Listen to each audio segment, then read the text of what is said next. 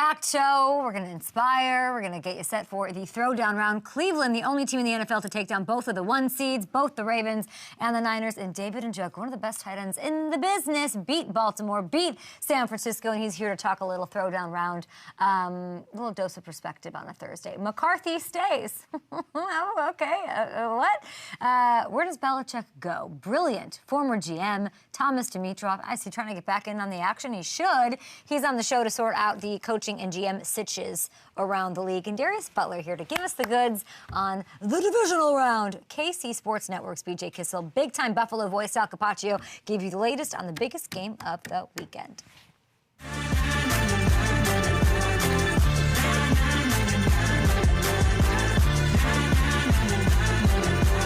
Lots to get to on the show. David Njoku is here. We've got the best from the guys who are with the teams, covering the teams, know the teams in and out. They're hyper-vigilant on all the little nuances going ahead of a lot of these teams that have short weeks, a lot of these teams that have faced each other in the season. What's changed? What's different? What are the X factors? All of that is going on. And we will talk a little bit of coaching. I mean, Belichick, Thomas Dimitroff, of course, has ties to New England. He's got ties to Atlanta, longtime GM there throughout their Super Bowl appearance and all of that stuff. So he's the perfect person to talk to about the fit with Arthur Blank, Bill Belichick. Will it happen? Was it the right move? Is it the definition of insanity, like everybody on Twitter keeps regurgitating and throwing up and swallowing again about keeping McCarthy, a guy who won double digits for 3 straight years, but doesn't seem to work out in the playoffs. Your thoughts, guys, at Up and Adam show this morning. David Njoku, listen, I talked to him. I was not quite ready for. I think I'm the first person to ask him about the loss. Like, I think he's put the Browns' loss out of his head. And then I said, "How you feeling?" And he was like, "Oh," and like it was really real and genuine, and I couldn't respect him more. So we're going to bring you that. Yeah, what do you want to ask Marissa about these coaching vacancies? Do you have a question for Thomas Dimitroff? Guys, put it in the chat. I would love to know where he thinks Billy Bill's going. I mean, a second interview with the Falcons? I think the Falcons, I think Gronk's been wrong a lot about, like, coaching stuff because he's, like, in his feels, he's, like, too close to the situation. But I think it makes sense. I think it's, like, it's my world. I'm going south for retirement. It, like, all makes sense to me. But is he going to keep Ritter? Winnable, no. Don't you think, if there's one coach that's like, I can make Ritter work. Yeah, it's true. It's Bill Belichick. He can make anything work. We'll see, yeah. Okay, let's just look at the schedule. Let's just, like, start the day with everything in order. Not much movement as far as FanDuel Sportsbook's concerned. Ravens, Niners, big faves. We're there, the 1 seeds, baby. The Lions favored by 6.5 at home against Baker and the boys. Didn't go that well in week 4 when they met in Detroit. We'll see what happens in round 2. The Bills, home favorites against Mahomes. That line, 2.5 points. Oh, that's tight. That's okay. Get your popcorn ready. We'll dive into that one in just a matter of moments with BJ Kissel and SAL CAPACCIO. They know the ins and outs. But first off, I do want to say OMFG as in oh my field goal. Okay, there's some fun field goal stuff. I asked the staff, give me some nitty gritty on FanDuel Sportsbook. Take a look. Will a 55+ yard field goal be scored this weekend? We see you, Justin Tucker. Sing me some opera. Sing me the dulcet tones on FanDuel Sportsbook. Harrison Butker, you could do that. That prop available at +105. Not just the throwdown round. Here's a fun one. Will there be a walk-off game-winning field goal scored the rest of these playoffs, period? That one is hanging around for +160. And if it involves a field goal, odds are FanDuel Sportsbook is offering it. So, oh my FG specials tab. Go check it out. And speaking of that, we've got, me and Gronk, speaking of field goals, he's kicking one, Kick of Destiny 2 is back. But we've got ourselves a little parlay. Rashee Rice, Pacheco, Josh Allen. Let's go. Ride with us. If it doesn't hit, no sweat. It's a no sweat bet over on FanDuel Sportsbook. You will get your bonus bets back. FanDuel, America's #1 sports book. Okay. I don't think that the script is updated, but that's okay. We're going to have a lot of fun here because we have 2 brilliant minds here. Yesterday, let's get into the nitty-gritty. Yesterday, we had Kurt Benkert, who, of course, he slayed the Packers-Niners matchup breakdown. He spent time with both quarterbacks as a quarterback. So today it's flipped to the AFC. And we've got a real sports brainiac / voice / personality death match over here. Hello to the founder of the fastest growing sports machine in the Midwest. We have KC Sports Network, BJ Kissel. Good morning. And host of the Extra Point Show and Bills Beat and sideline reporter SAL CAPACCIO. Gentlemen, happy to see you. Let's get ready to hopefully not fumble. Great to be here. Thank you very much, Kay, and good to see you, BJ. Yeah, you too. All right, BJ's here. We got Sal here. All smiles. Listen, it's all happy. Things are great. Both quarterbacks without errors this past weekend. They were both disciplined. They managed their team. They both impressed me by showing restraint, both single-handedly or leggedly, can win this game. The Bills beat the Chiefs back in Week 14, 2017, and they haven't held an L since. BJ, the Chiefs need this game to not be that. So let's start with you. I want to know the biggest difference with KC since Week 14 heading into this game, and then Sal, you go. Yeah, I think you just mentioned it earlier in Rashee Rice. I think as a rookie receiver, we saw him over the last 2 games that he's played. He's gone for 127 yards and then 130 yards last week in the playoff win over the Miami Dolphins, setting a franchise record for the most receiving yards. There's been so much that's been discussed. I know on your show, we've discussed this as far as the Chiefs passing offense not being what it has been over the past few years, but they're starting to click. We saw their most complete performance last week against the Dolphins. And as you're seeing right there, Rashee Rice making plays, and that's what they need. And then we saw a lot of complimentary players stepping up and making the catches that were thrown their direction, even though it wasn't a lot of targets. Saw guys like Noah Gray, Justin Watson, Marquez Valdez-Scantling. They caught the passes that were thrown their direction. And it doesn't have to light up the box score as long as you're making those key third down catches. And we saw that against the Dolphins, and they were led by a rookie in Rashee Rice, who's not really playing like a rookie right now.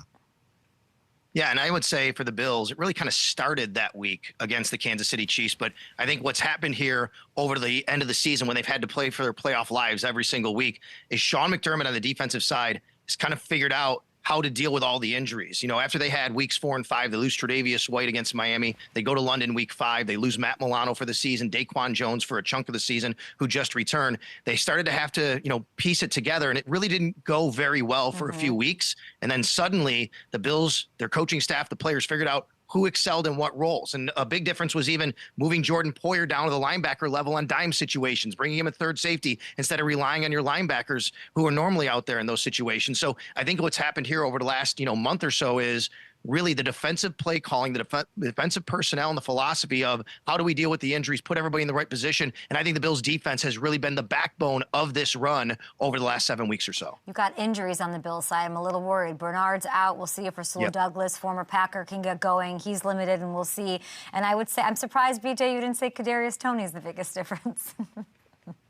We're just going to ignore that one right there. Okay. I like that you chose to give love to Rashee Rice instead of like this. I mean, the X factor in this game might be the hip of Kadarius Toney in this rematch in Buffalo. Patrick Mahomes' first playoff road game, which is incredible.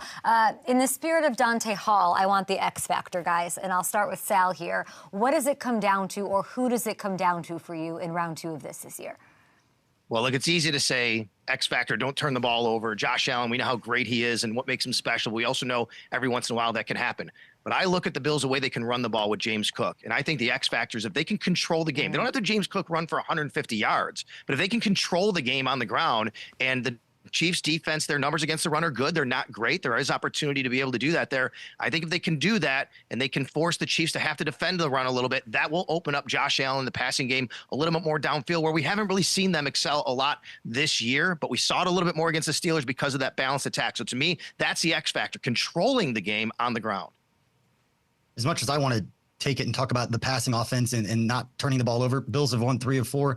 They have won the turnover battle in 3 of those 4 games that they beat against the Chiefs over the last 4. So for the Chiefs, I think it's the same thing that you were just talking about, Sal. I think it's Isaiah Pacheco. He didn't play in the Week 14 matchup. When you look historically in these games with the Chiefs and the Bills, when the Chiefs have got their running game going, whether it's been Isaiah Pacheco or whether it was Clyde Edwards-Helaire, and we saw him make some impact plays against the Dolphins just last week. I think it's the same thing. I think, Kay, you talked about it. We talked about it on our network as far as Patrick Mahomes game managing, or whatever that looks like for him, and not turning the ball over, because this defense has been so good this year.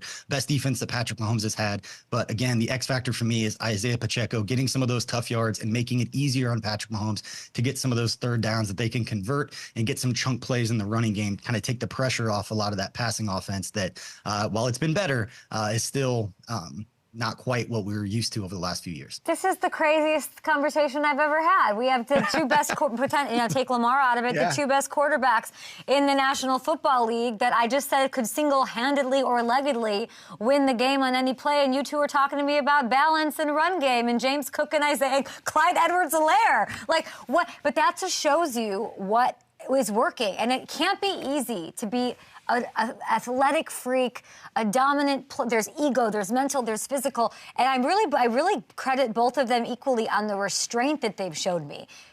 On their runs, respectively. On the dealing with adversity, sure, but like, I'm going to let my number 2 defense carry me, and I'm going to let James Cook and Joe Brady come in here and sort of run and do all of those things. It's super impressive. The vibes are really different, too. So I'm going to start with BJ here, and then Sal, just sort of give me the vibe check. Obviously, this is, you know, when I say that, I mean pressure, too. You know, I believe this is a Josh Allen big game. Josh Allen cannot lose this game up against what is not a perfect Chiefs team, what is not a perfect Patrick Mahomes or, you know, highly dynamic passing game at home. If he doesn't do this, you're never going to slay Big Brother. That's what they will say. For Kansas City, I don't know what the vibe or pressure is around this squad, BJ. Yeah, it's interesting because we're coming off the most complete victory of the season, that we wanted to see them start playing better into the playoffs. And we saw that against the Dolphins. We saw the offense. And it's interesting because we talked about the drops all season, and the Chiefs led the league in drops, and that the Chiefs passing offense is one of their most complete games, but it wasn't necessarily Travis Kelce's best game. He had 3 drops in that game, but they weren't highlighted as much because the other guys were making plays. Obviously, Rashee Rice going for 130 yards helps, but Marquez Valdes-Scantling, who I mentioned earlier, who's gotten a lot of heat this year, he caught the 3rd down pass that was thrown his direction. Justin Watson made some plays, and again, Noah Gray made some plays. And so I completely agree with you in that, to me, this game is more about Josh Allen and his legacy of having to beat Patrick Mahomes in one of these games, and that these games being played at Arrowhead, there's kind of that storyline. Patrick Mahomes' first game on the road, there's a lot of pressure for Josh Allen, and a guy that every time he steps on the field wants to prove that he's the alpha. Patrick would be 2-2 if he hold on. Like he's can't. I mean, not 2-2 in the Super Bowl, but like he's got to get to the Super Bowl. He's got the weight of a dynasty. He's got the I'm the best player of all time. I better get to the Super Bowl and win it. I think if Patrick Mahomes wins this game, it's another notch in the belt for what he's done. I think if Josh Allen loses this game, it's going to bring up those questions like, can they ever get past Kansas City, because they haven't consistently done that.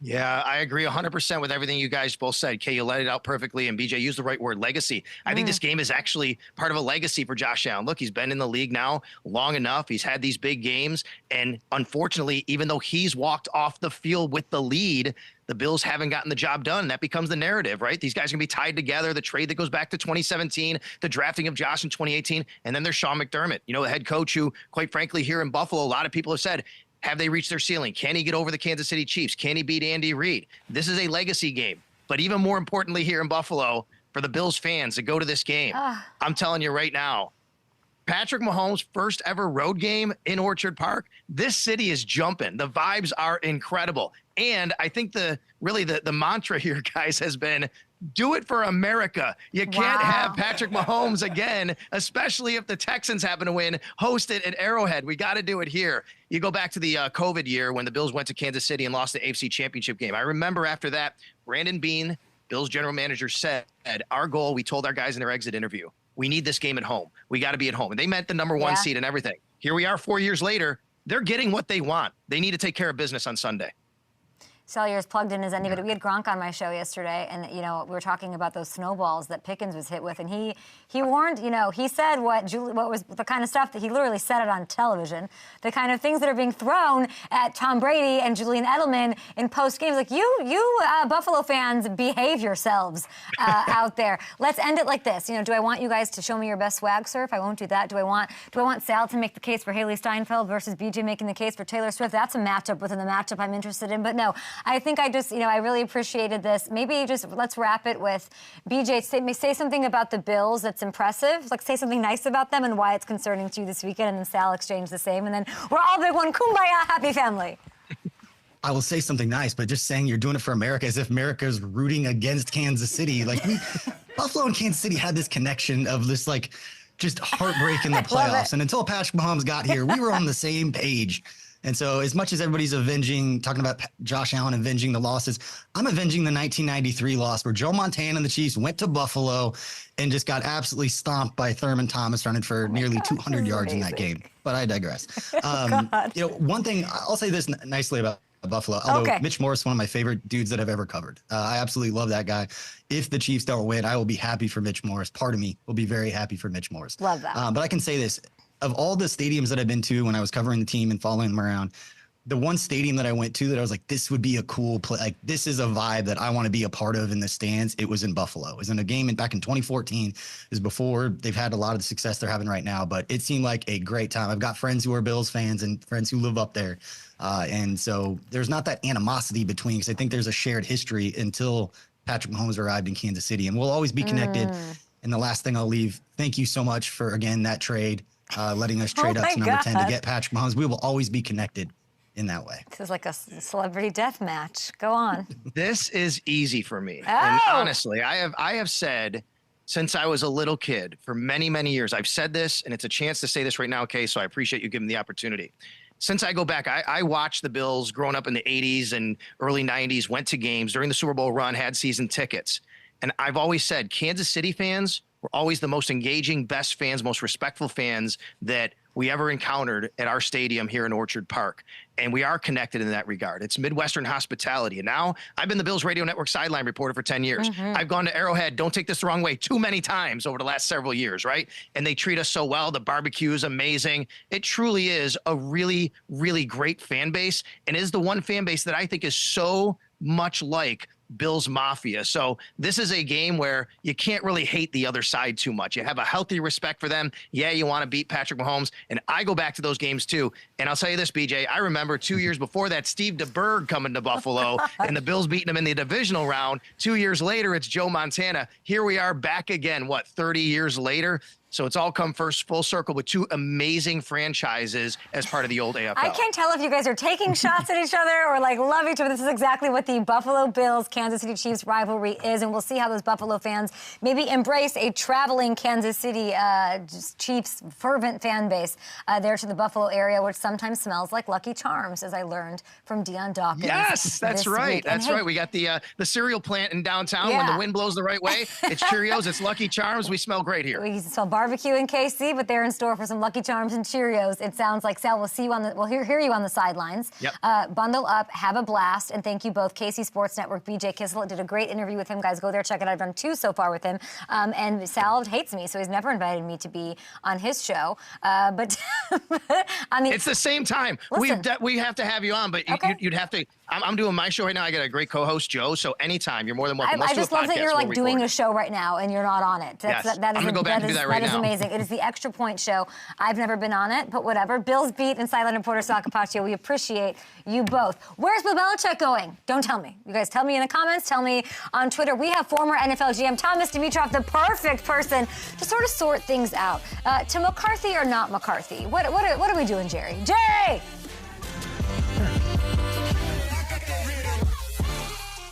I know that went long, but they were just having too much fun. Great. They were just having an absolute ball. Dude, I love that. I hear you on that. Richard, will you just run through and prioritize things? Gosh, they were so much fun, those two. And that worked, so I'm glad we tried that. But you have to be like, you have to be one of them to pull it off, I feel like. We did that with John Clark and BJ Kissel last year. Yeah. BJ's solid. Yeah, Sal's great. I love that Sal's just like not at work. Like, I know. what are we doing? I'll be right back. yeah, it's just the mute button. Yeah. Sal just gave me an open invitation. Okay, Sal. Okay. Thomas. Yes. Okay, great. David and Njoku, those clips are wild. I saw them out this morning.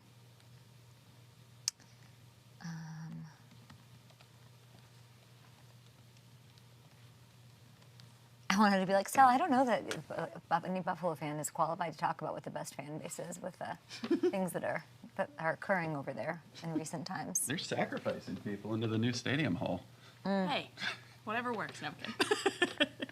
Okay, Jerry. Yeah. Oh, yeah. I feel like they're also my cousins. No. 1 and 2 good? I think that's great.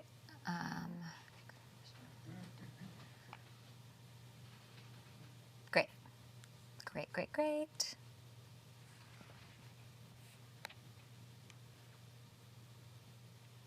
I should have had them give me their Haley versus Taylor.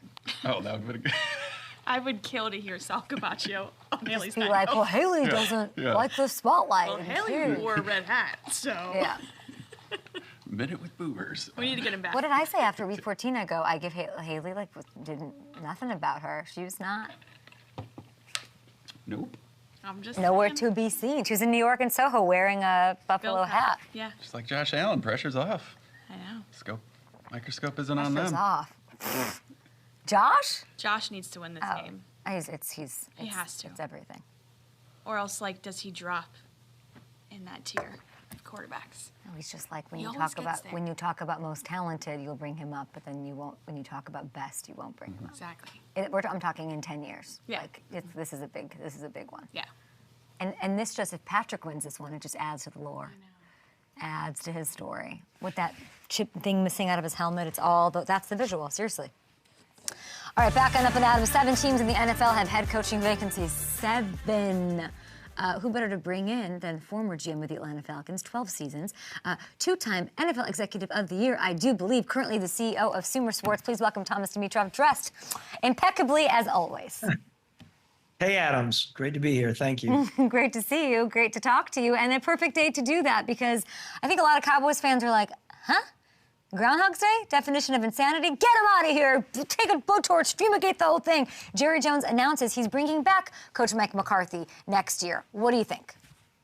Look, I was watching closely because I'm thinking about Dan Quinn, right? I was like, is Dan hanging Your there boy. in the wings? Now we have Seattle open. Is Dan there? I look at Dan, obviously having worked with him, thinking he's going to end up somewhere this year. And was Jerry going to hold him there and offer him a lot of money to stay? Obviously, it didn't happen. We know Mike is a very good football coach. Where they're going and the direction they're going, obviously, is upsetting to the Dallas fan base. But I think they can continue to win there, Kay. I'm not down and out on it at all. I think it's imperative that they get the right potential D coordinator to come in there, but of course, figure out what they're doing on that offensive side of the ball to make sure they can close it down in the end, right? That's vital. Okay, but then now you have, is there ever pressure on McCarthy? Is he going into this season now as a lame duck? Like he's got the heat on him? Like how that can't feel good going into it. And I feel like, I don't know, I'm surprised. I'm really surprised there wasn't a move here because I feel like if you're Jerry, there's very few chances you might have left at the thing. Yeah, look, I think that this is a tough situation. And again, we'll watch closely to see, if a deal is done. Of course, more than likely, it seems as though there's not going to be. Of course, you and I aren't in their building, but having sat in that seat before, there's a lot of dicey conversations and what I call dusty conversations about this very thing within their building, I'm sure. What is the best way to approach this? How to keep Mike in that spot where his head is right and his morale is right, to be a lame duck and to be on the hot seat as hot as it might be. That is a very, very precarious situation to be. Means that there's not the focus you want on your players and your team, of course, which is important. It is. Now, you mentioned Dan Quinn, of course, 6 seasons as the head coach in Atlanta. When you were there, we're hearing Seattle. I hear Jerry Jones loves him. Like there's potentially some talk about him taking over the head coach spot. That did not happen. Where do you think he goes, or where would be the best fit for DQ? What do you want for him? No, look, I think Dan has so much to offer after spending his time, of course, in Atlanta, learning what he learned about there, and now as outstanding defensive coordinator. Throw away that last game. I'm not even talking about that. This guy goes into a building, Kay. All of these buildings, you're talking about 7 openings. You're talking about some really interesting openings out there where there are general managers in certain places that would welcome a talented and experienced coach like Dan, and others who want the young guy, right? I mean, you're looking at Adam Peters up in Washington. Yeah. Is he going to go after Dan Quinn? Maybe not. Maybe he goes after Ben Johnson, as we think it might happen. So Dan, I think, is one of those guys, though, an experienced coach that is not a pain in anyone's butt, right? He's a positive, upbeat, fiery, passionate, all of those great things about Dan Quinn that he can bring to an organization, makes it palatable for the inexperienced or the experienced GM. Very, very important point. What is the best fit for him then? Look, I think Tennessee is a great fit. I think Carolina, as much as people are making their comments about Carolina, yeah, I mean, I'd love to see him pair with his buddy back in Seattle and John Schneider. I mean, those guys go way back to when we hired him in Atlanta. I mean, I spent a lot of time talking with John Schneider about him. It's not just a done deal there, though, in my mind, in Seattle. I think there are other places out there that would be a great fit as well. Got to come with a good deal for Mr. DQ Seattle. I got to get him. That's, Dimitroff's boy. We're talking business here. Let's do it. Atlanta, you were there for a long time. Ian Rappaport's reporting this morning, Belichick's going round 2, do-si-do, with Arthur Blank and company, doing that dance down there. You know Arthur Blank better than most. Is this an owner that will gel with someone who likes things his way? In my mind, there's no question that Arthur Blank, I think, still one of the best owners in the league, having had all the experience he has and what he gives to the team financially, what he gives to the head coach and provides. That is a big, big deal, right? So a lot of people think, wow, would he really gel with Bill, with all of Bill's strong opinions about how he wants to come in? And 100%, I think they will. I have no inside information. I want to be very clear about that. What I do know is I've worked for both men. I know both men have unbelievable knowledge and insight that they bring to the table from where they're coming. One from a head coaching position, one from an owner's position. I think they both have reasons to win. People were out there talking about, maybe Bill wants to step aside. Maybe he's done. No way. Bill has so much more to offer in this league. I mean, I was looking at Sumer Sports, right? I was looking at some data this morning. Okay.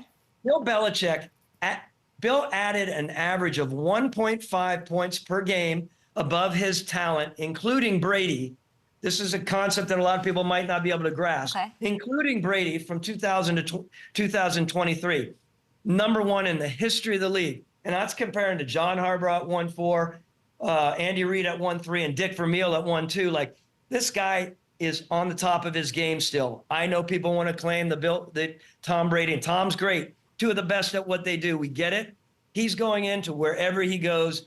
He, I believe, is the man out there that can help bring an organization to win a Super Bowl in the next 3 or 4 years over anyone. I'm not saying others can't, but this is a man that you need to do that. And if you're an organization that are looking now and not looking to spend time to build and grow into a situation, I mean, he's that guy for you, I think. He's the guy, but last time I talked to you, you said that you couldn't imagine seeing Bill go somewhere where he is not, I think you used the word czar, like that he's running the whole show. Arthur Smith's gone. They did hang on to their GM. If not Atlanta, and it might be Atlanta, I mean, they're doing round 2 here, and it's an attractive, like you're saying, Arthur Blank, that's an attractive landing spot. That division is sort of attractive. Getting to sort of help, you lose me a little bit when it's Bill gets to go down there and run everything, and because you mentioned talent. He's coaching above talent, but they need talent. They need what you do. They need Sumer Sports. They need Thomas Dimitroff. They need a GM that's up to par. Is that happening in Atlanta? And if not, where would you place if you were a careerbuilder.com person, a recruiter? Where would you put Bill?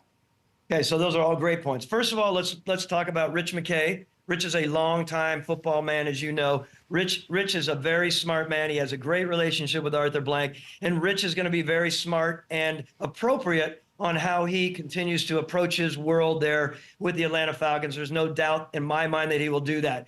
When you talk about a guy like Bill Belichick coming into an organization that is firmly entrenched, there's no question. I still believe what I said. Bill is coming in to be the decision maker. Let's move over to Terry Fontenot, the young general manager there. Terry is a good football man. He is obviously still young in the business. He's been in 3 years. Terry's a guy that could get along very well with Bill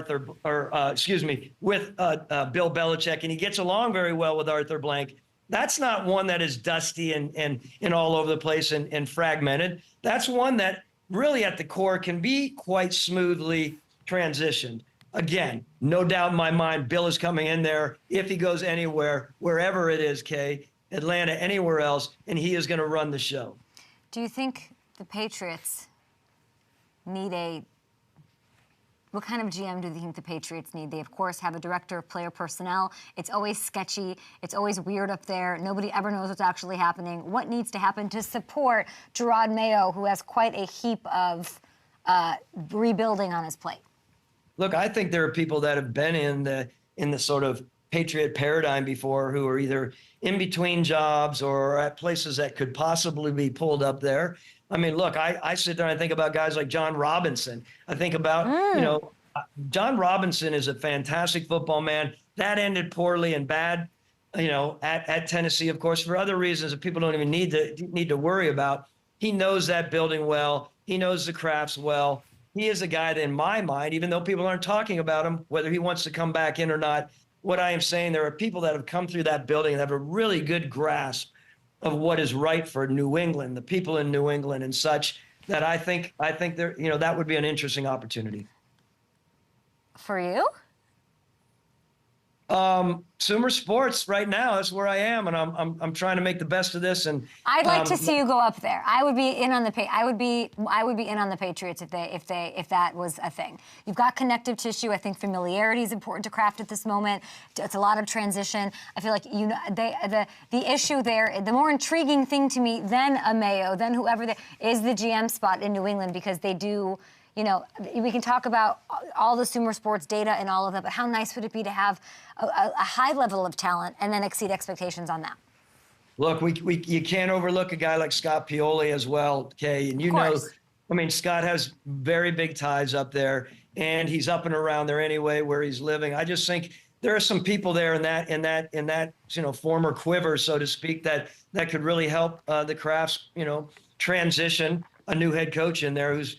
Believe me, and this, any of us in football right now, this group of head coaches that are available right now, I love this. Watching Vrabel out there, Dan Quinn out there, Bill Belichick, how many times you get a chance to pull off of some of these guys? And then you fold in, Jim Harbaugh, who's a fantastic coach, and then you have two young guys in Ben Johnson and Mike McDonald. What a really cool group to be working at and looking at from all of these organizations' perspective. Thomas Dimitrov, we're going to take a short break, and we're going to talk through the break because we're live on YouTube. It's a whole TV thing. Don't worry. Sumer Sports is where he is for now. Wink, wink. I'd like to see back in the NFL. I want to ask you about, you're talking about these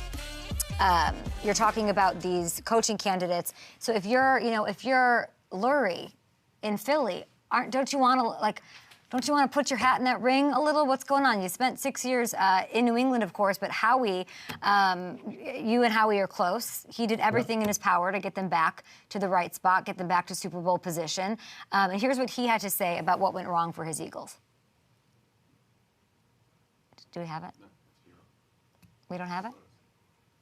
Oh, okay. We don't have it. Well, I would just like to know then, where do you think they land with Sirianni, what they should do? Well, again, my feeling about Howie, one of the very, very best, and he is going to go head on with it. He put his heart and soul into what happened this year, of course. It doesn't indicate anything to do with, coming up short on decision-making. It happened. Here's what I think.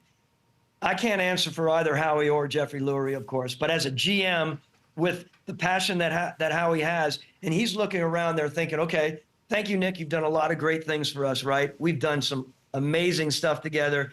And yet, back to what I was saying, you have an opportunity out there to dig into some really, really good head coaches, leading with Bill Belichick. You don't think that's on his mind every night leading up to that last game and every night moving forward? This is interesting. How it plays out after, if they do in fact stay with Nick Sirianni, how does Howie approach that? Because we don't know where Howie's mind is on that. Does he want to make the next step with a guy like Bill? There was a lot of talk about that. It's not happened yet, right? So I still think that's something that they're having that really intense conversations in that building about, in my opinion. Amazing perspective, and it matters so much. Sumer Sports Show, where can we listen to it? Sumersport.com. Look, I'm excited about where we're going. We have Eric Eager, who's top-notch data scientist, with my co-host on there. He always comes up with great information. And look, I do want to mention one last coach out there we haven't talked about. And it is time for Raheem Morris to have another opportunity. Please. Raheem, I've talked to people about this. I've talked to owners about this recently. I've talked to people in the media. Incredibly sharp. By the way, there's not a person out there that has a quicker response and does not ever jumble his words.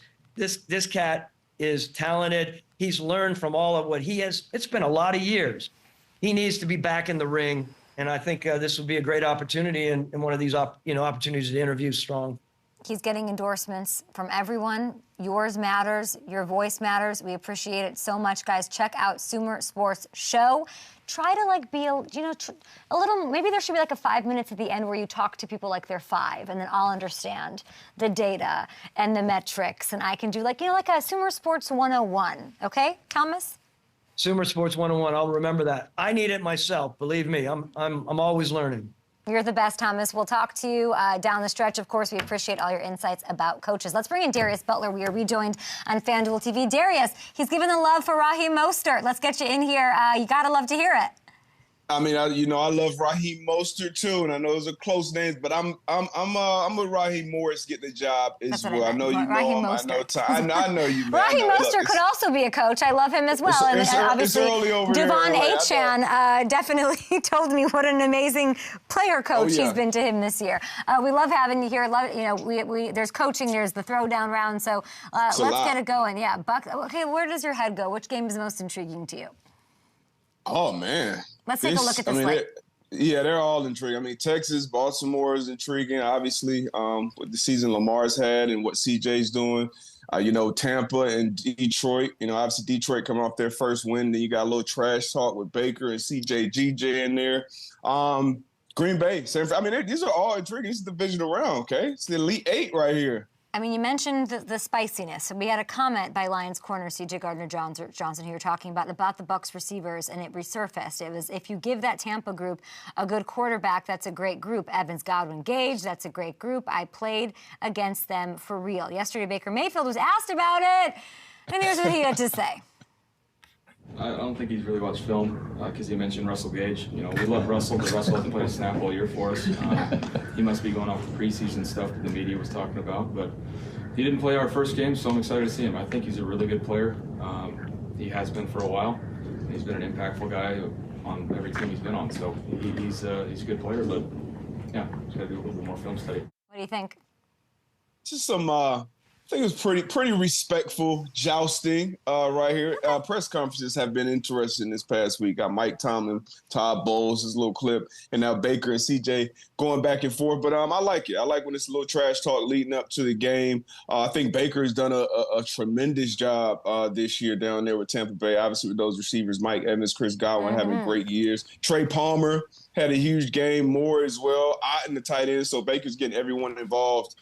Good group, but I'm excited about that matchup for sure. Because Detroit, that secondary has been a little suspect for the majority of the year. Very good against the run, but they have shown, at least on tape, that they can be exposed on the back end. CJ, I can't say it. CJ, CJ down there by the seashore. His moxie sort of got me thinking, we'd invite you to take a trip to Shutdown City. Let's dive into some of the best DB wide receiver matchups. Yeah, so here's some FanDuel odds. Bucs Lions, the line for receiving yards for Mike Evans is set at 68.5 yards. Does CJ, Juju, by the seashore, keep him under control? GJ, Brian Branch, Kirby Joseph. I'm going to say no, though. I'm going to say he's going to go over that receiving prop. Give me the over on that for sure. Baker's been dialed in that past game. Don't think they're going to have a bunch of success on the ground, so give me the over. Go do it over at FanDuel Sportsbook. Other NFC matchup, Joe Barry's. What? In a big game. This team plays for him. They showed up big last week. Jair with that stupid pick. This week it's the Niners.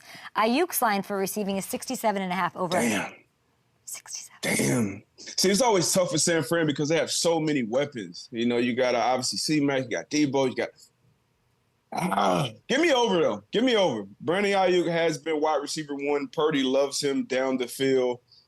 Give me his over as well. You got to you look across the league in the first round, the number 1 targets, they're going to get their targets. How cute. Give me the over. This is very cute of you. This is you're being like a sweetheart to offense. I love this. Chiefs, Bills. Yeah, it's playoffs. Stephon Diggs, balanced offense though. He is the star. He's the star receiver there. Chiefs, you got the best cornerback duo, phenomenal seasons in Snead and McDuffie, 64.5. You know what? My first under here, Kay. Give me the under. For some reason, Kay, they have not been able to get Stephon Diggs the ball consistently down the field like they have in years past, or even in the intermediate game. If you're watching the game, I know you're watching the games too. It's like a bunch of little short routes, bunch of targets. Yeah. Kincaid seems to be like their deep downfield threat right now. So give me the under with Stephon Diggs. You mentioned, Trent McDuffie and L'Jarius Sneed, who both should have been first-team All-Pros this year. So give me the under with Stephon Diggs. We got the Texans and the Ravens. Ravens, insane. If you're D'Amico Ryans, what are you telling? What are you doing? What are you studying? What are you telling and juicing up your defense on to stop this offense? I mean, you want to have a balance. You want to have a balanced offensive game if you're Texans, right? You want to have a good ground game with Singletary, and obviously that will set up your pass game because you don't want this Baltimore Ravens defense just pin their ears back and make you be a one-dimensional offense. And then the same thing when you're on defense if you're the Texans. Lamar Jackson is so dynamic. He's so special. He's going to be dangerous. He's going to make his plays. Just try not to let him make the big back-breaking ones. But who's the receiver here in this one with the over-under? It's Nico Collins, and I think Nico. Yeah, Nico's the last one, 82.5 over-under. Yeah, that's highest. That's high. Give me the over. Okay, Give me the over. All the big games, he shows up. He puts up big numbers, starting with my Colts to end the year with like 9 for 190 or something like that. And he had a big game last week. Give me the over with Nico and C.J. Stroud. We asked you, this is the last question for you. Last week you said your MVP for Wild Card Weekend, C.J. Stroud, did his thing against the number 2 defense. I thought you were crazy, and then he did it and did his thing. I need your MVP for this week. Who's going off? Oh, for this week, MVP, damn. I love you, Darius. This is tough. It's tough, man. Give me Jahmyr Gibbs. I think he's just going to have a big breakout game in Detroit. Give me Jahmyr Gibbs. I think it's their year. Some teams were talking with Foxy yesterday, and he was like, we're waiting. We'd be happy. We got our playoff win. We'd be happy if we got a loss. I said, nah. I don't think the Detroit Lions fans or that team would be happy if they lost this weekend, didn't advance to an NFC championship at home, maybe, potentially. Give me Jahmyr Gibbs having a breakout monster game. Against Tampa, they faced each other in Week 4. Jahmyr Gibbs sort of got going and got more confidence as the year went on, so he could absolutely be the stud. Home crowd for the divisional round. Darius, we appreciate you. Thank you. Raheem Morris, Matt Mostert. Goodbye, everybody. We'll be back with David and Njoku. You don't want to miss it. Thanks, DB. Thank you. See y'all.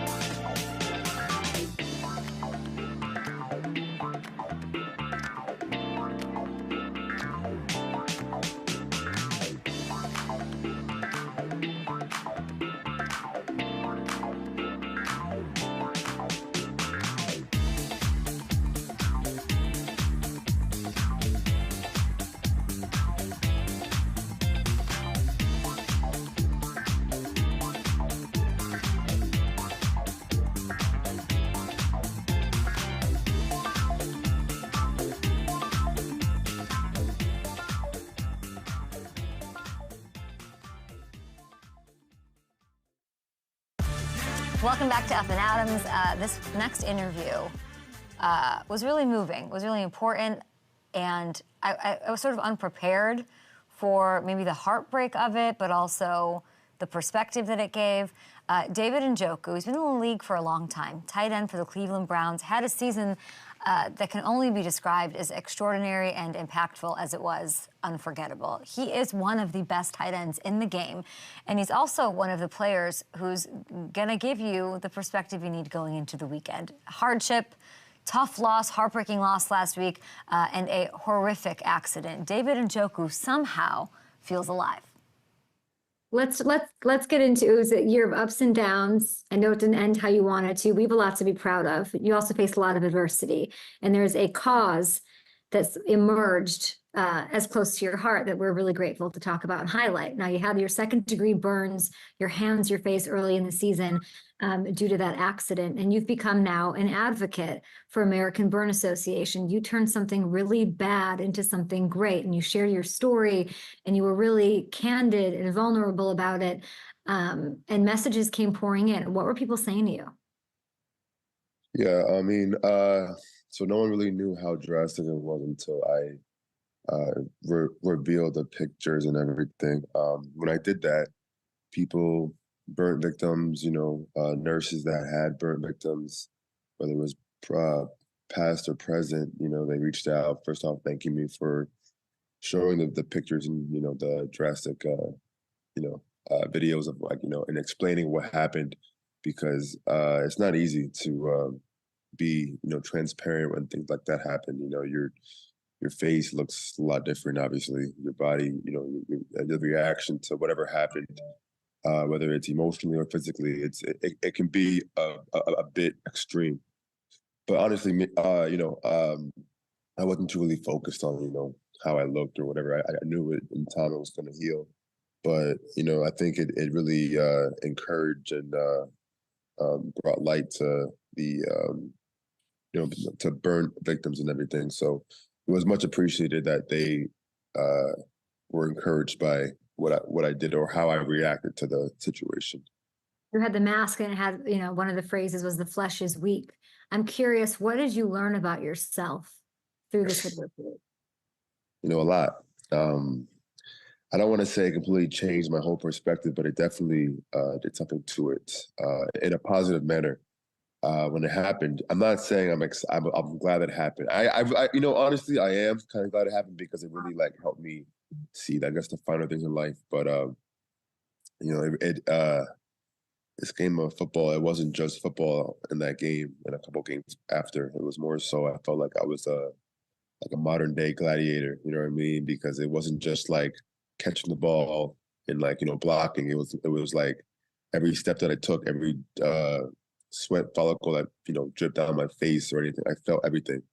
And I in a way, I guess, I felt more alive, because it was just the adrenaline, the excitement of just it really felt like I was a modern day gladiator. So I think I really appreciated that the most. You felt more alive. I literally have chills. I'm not kidding. And it's amazing. And you didn't just do that and say, okay, this happened for a reason, or I'm going to learn from this, which is a beautiful, positive mindset to have. You chose to act on it. You did something incredible. David, you started a clothing line called Withstand, and it benefits burn survivors. And we are so in awe of that on my show, the turning something bad into something great in a moment of advocacy and supporting the American Burn Association. We're donating $1,000 today to ABA as well. So thank you for everything you're doing. Even just that perspective, it's amazing. For sure. Thank you for your donations. I'm sure they're going to appreciate it. I want to talk about the season a little bit. Stefanski, I want to start with this just because of the way you're talking. I read this long, not just one quote, two quotes, I could put a book together of what Stefanski is saying about you, growing into a leader over your years there, how you're the guy who picks everybody up. How important and how meaningful is Kevin Stefanski to you right now? I think this is after the last game, I kind of just not fell off, but I kind of just took a step back from my phones, social media and everything, because this season probably meant most than past seasons, especially with everything that happened, from my personal things that happened with my phase to, you know, the injuries and everything that transpired, the adversity that we had this year was like no other. But it was almost like we were like looking forward to it. It was more so like, what else can you throw at us versus like, you know, like feeling pity. So yeah, this one hurt because it was almost like I felt like this wasn't how it's supposed to end. But you know, that's the beauty of it. You know, live by the sword, die by the sword. It's a beautiful thing. Now, talking about Kevin, yeah, I mean, this is, you know, our relationship is night and day from, you know, when he first got here. You know, obviously, his first year, I was trying to leave, and it was a bunch of just turmoil, a bunch of dramatic things that wasn't really necessary at the time. But I felt like it was much needed to happen to build our relationship, you know, as strong as it is now. Yeah, I mean, it's like a 180. I had an exit meeting with him a couple of days ago, and that was the first thing we talked about was how crazy this all like transpired. You know, it's really like a beautiful story, but the story's not finished yet. You know what I mean? We got a long way to go. We got a lot of more work to do. We're gonna take a few weeks or so just to decompress and get away. But you know, I just each time we fall short, it makes me and the team that much more hungry to achieve what we came here for. What's your main? I mean, it's heartbreaking. I don't even want to ask you, but I have to. Like this game against the Texans, you were the offense. You gave it your all. You had close to 100 yards. You did your thing. A couple days removed here. Like, where does your head go when I bring up this game? For the past couple of days, the number one word, or number one feeling I was feeling was disappointment. You know, but waking up every day since the game, I'm really grateful that I was a part of this team, you know, because we had a lot of fun. You know, through it all, we had a lot of fun being close. The camaraderie that we had amongst each other, it was second to none. So I'm just grateful that, you know, I was a part of something so special. It's unfortunate that we couldn't go the whole way, but life doesn't stop, you know. It's back to work. You were top tight end this season across the board. Number one in YAC, 600 yards after the catch, which is insane. What worked so well for you this year? I guess just like the schemes, you know, setting me up, you know, to where I can catch the ball and I can, you know, plan on what I'm doing after the ball. You know, we have such great athletes with Elijah Moore, Amari Cooper, Marquise Goodwin, Cedric Tillman. I can go on for days. So they really take the top off. And if the defense is, you know, tread back, it leaves a lot of space for me in the flats or like over the ball, you know, as a check down. And after that, it's really just upon like, you know, like a man's will. You know, what are you willing to do to get those extra yards? After this game, now looking forward here, I don't know if you're going to watch the playoff games. Was it like somebody in that locker room told me we picked a bad day to have a bad day? Was it more like that's the truth, or is like CJ Stroud just unreal right now? What should I know going into this? I mean, don't get me wrong. I think it's both. It's, you know, we obviously had a bad day. At the same time, CJ played at a very high level. You know what I mean? He made very minimal mistakes, and he was elite. So, you know, kudos to them that they played a better game than us. And yeah, that's it. But there were moments to celebrate, just making the playoffs, all that. So I know you were taking shots with Cleveland fans, which is amazing. You had a nice exchange, like you made a young Cleveland fans day. What is special about these fans in Cleveland? Yeah, you know, they've really been with us through everything. You know, our first year, it didn't go as planned at all. You know, we didn't even win a game. You know, I'm very, you know, cautious on even talking about it because I feel like it was a past life. But through the thick and thin, they've always been there. You know, we appreciate them so much. They fuel our fire. No pun intended, huh? But yeah. David, thank you. I'm sorry. I know it's soon and you're the best. All good. Okay, thank you so much.